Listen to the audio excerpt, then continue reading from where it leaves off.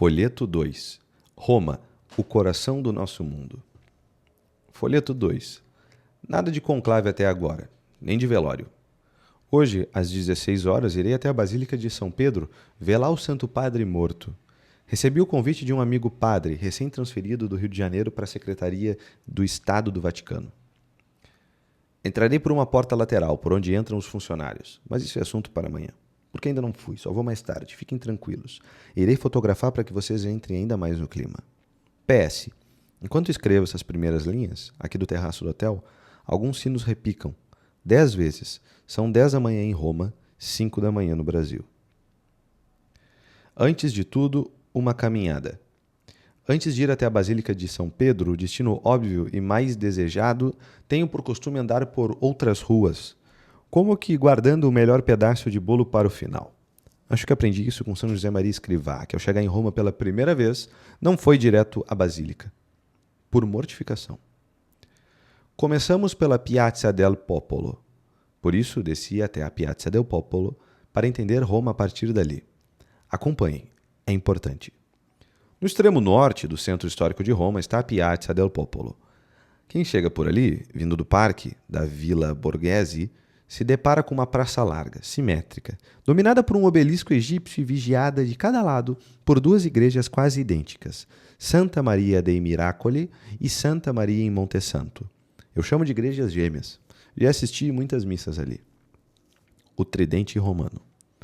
É dessa praça que partem 3 ruas principais. Elas formam o chamado Tridente Romano, uma divisão urbana planejada no século XVI que ainda hoje estrutura o movimento da cidade. 1. A Via del Corso.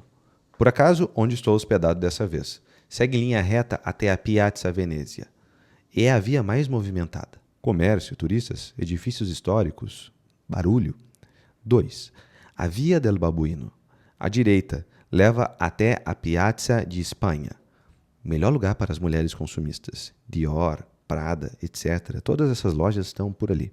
Mais elegante, mais silenciosa, cheia de embaixadas, igrejas e lojas de antiguidades.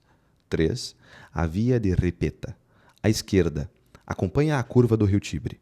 É menor, mais discreta, cheia de pequenas galerias, oficinas e café poucos frequentados. 3 vias, 3 atmosferas, 3 velocidades diferentes. Todas partem do mesmo lugar. A alma da cidade. Isso é a cara de Roma. Aprendi ao longo desses anos que tenho vindo com frequência para cá, já vim mais de 10 vezes. Aprendi que por aqui temos o que há de melhor e o que há de pior no mundo. Assim como Nova York nos oferece esse mesmo contraste no plano material, Roma, é ainda mais excelente. Nos oferece tudo isso nos planos material e espiritual. Anjos e demônios convivem lado a lado, muitas vezes uns dentro dos outros. Há anos venho falando o seguinte: o primeiro contato com Roma é um deslumbramento infantil, cego, maravilhoso. A beleza o arrebatará. Na segunda vez, qualquer coisa de tenebrosa começa a se insinuar entre as paredes e os olhares.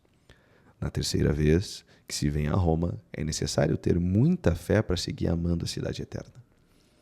Roma é o espelho da alma humana, da civilização como a conhecemos.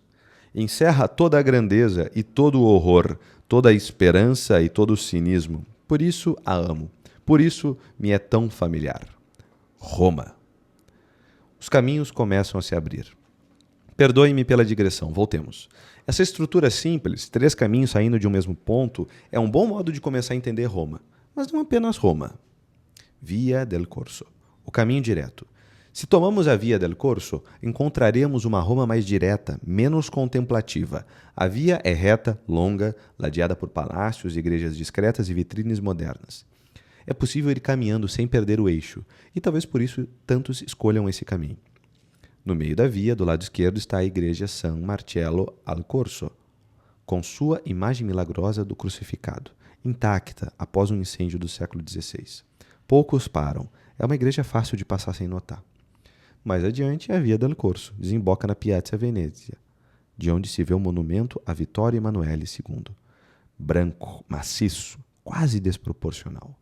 Meu amigo Luciano acha uma das coisas mais horrendas já construídas por mão humana. Eu vejo certa graça. À esquerda, o Fórum Romano. Antes era possível entrar gratuitamente, agora temos de pagar uma pequena fortuna. À direita, o caminho que sobe até o Campidoglio, a colina do poder civil. Via del Babuino, o caminho elegante. Pela Via del Babuino, o percurso é outro. A rua sobe suavemente em direção à Piazza di Espanha. Há menos fluxo de pessoas e mais silêncio.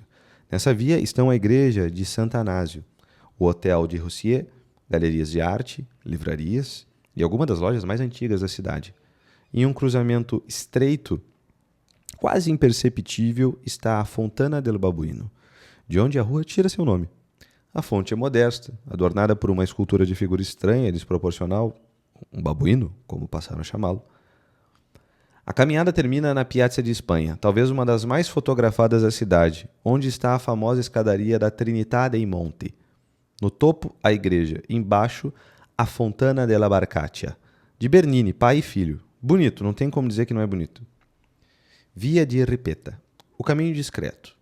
Já a Via de Ripetta oferece outra experiência, menos reta, mais silenciosa, quase paralela ao rio. Ela acompanha com humildade o movimento do Tibre. Ali está a Academia das Belas Artes, uma série de ateliês, pequenos cafés, pensionados religiosos. Um pouco antes de chegar ao fim da rua, há um cruzamento à direita, a Via della Scrofa. Por ela, chega-se facilmente à Piazza Sant'Eustachio e em seguida ao Panteão. Qualquer dia eu conto uma experiência que tive nesse cruzamento há alguns anos. O Panteão, a pedra viva. O Panteão não precisa de apresentação. Desculpem pela petulância, eu sei que precisa, mas não deveria. Mas convém dizer, mesmo quem já o conhece, precisa vê-lo de novo. Eu o vejo pelo menos umas 3 vezes sempre que vem. Inclusive, estou escrevendo essas linhas olhando para sua cúpula.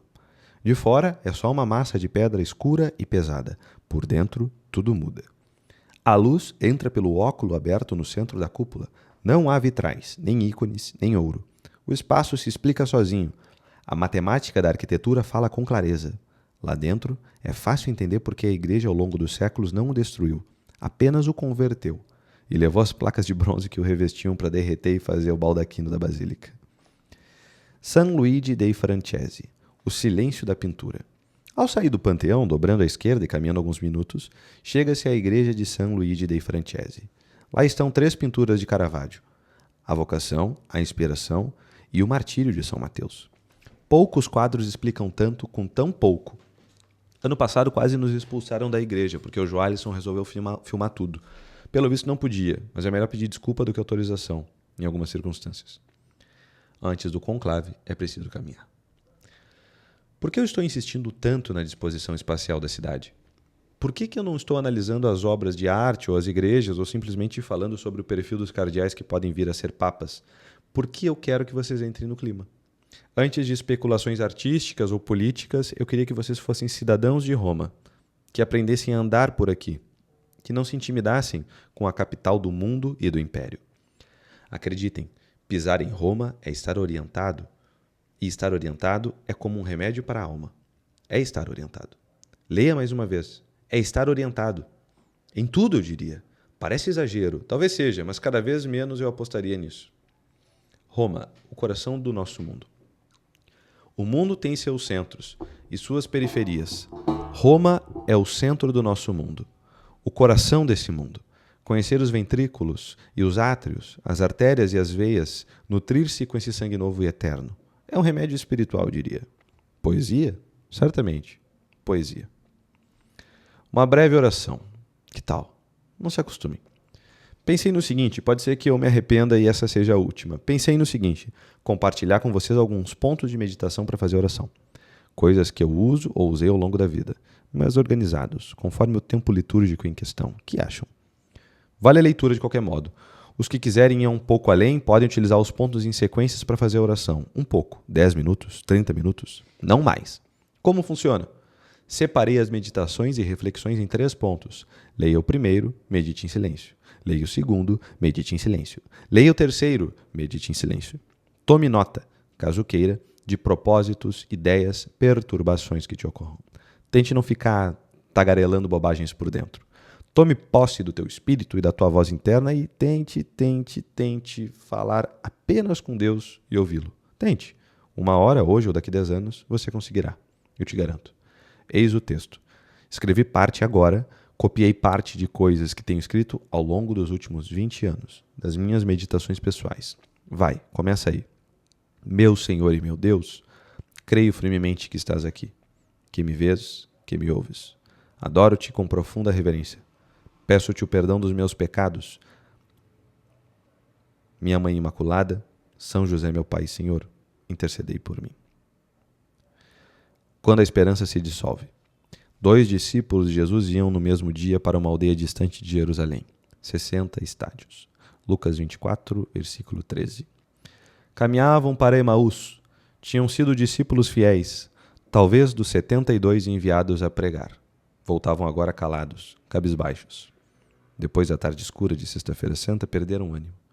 Tinham deixado tudo, casa, segurança, família. Agora o mestre estava morto. Tudo parecia escombros. Já não valia a pena continuar. Perderam quase toda a esperança, de modo que a vida começava a parecer-lhes sem sentido. É preciso estar atento ao desânimo. Ele entra devagar, disfarça-se de lucidez. Um sacerdote que bem conhecia a alma humana dizia: Deus pode nos conceder luzes oportunas para sabermos como vamos, mas às vezes parece que vamos mal e nos enganamos. O Senhor permite a perseverança. Com mais luz, com mais amor, começamos a ver as pequenas quedas, os grandes efeitos. Mas também ganhamos paz, se lutarmos com humildade. E ainda dizia: quantos santos há sobre a terra? Nenhum. Todos somos capazes das maiores misérias. A santidade está na luta. 2. Cristo se aproxima sem alarde. O Senhor foi atrás deles, pessoalmente. Eles estavam em perigo e ele saiu ao encontro. São Lucas escreve: enquanto conversavam, o próprio Jesus se aproximou e começou a caminhar com eles, mas seus olhos estavam impedidos de reconhecê-lo. Não viram, não perceberam, tomaram-no por um estranho. Um autor espiritual imaginava a cena assim: sopra uma brisa suave, campos de trigo crescido, ramos prateados pela luz morna da tarde. E rezava: Senhor, concede-me essa clareza interior, que permite reconhecer-te quando vens sem sinais exteriores. O Senhor poderia ter vindo em glória, mas preferiu a normalidade. Passou como tantos outros e com naturalidade entrou na conversa que diminui a fadiga. Que conversas são essas que vocês trocam pelo caminho? Por que estáis tristes? Com simplicidade, abre espaço. E eles, pouco a pouco, começam a falar. 3. Confiança, sinceridade, perseverança. Quando lançamos fora o peso que carregamos no coração, voltamos a ver. Os discípulos estavam à beira de abandonar o caminho, mas se deixaram tocar e Cristo os reanimou. Recuperaram a luz, a marcha foi retomada. Ardiam de novo em desejos de santidade. Essa conversa fraterna, simples e confiada, assegura a nossa perseverança. É por isso que tantos mestres espirituais insistem: falar, ser sinceros, dizer a verdade com humildade, como quem vai ao médico. Há que procurar ser santos, fazendo guerra contra nós mesmos. Dizei as coisas da alma como se dizem as do corpo, às claras, sem enrolação, sem rodeios. A confiança não é um adorno, é necessidade interior, é meio de salvação. Beijos.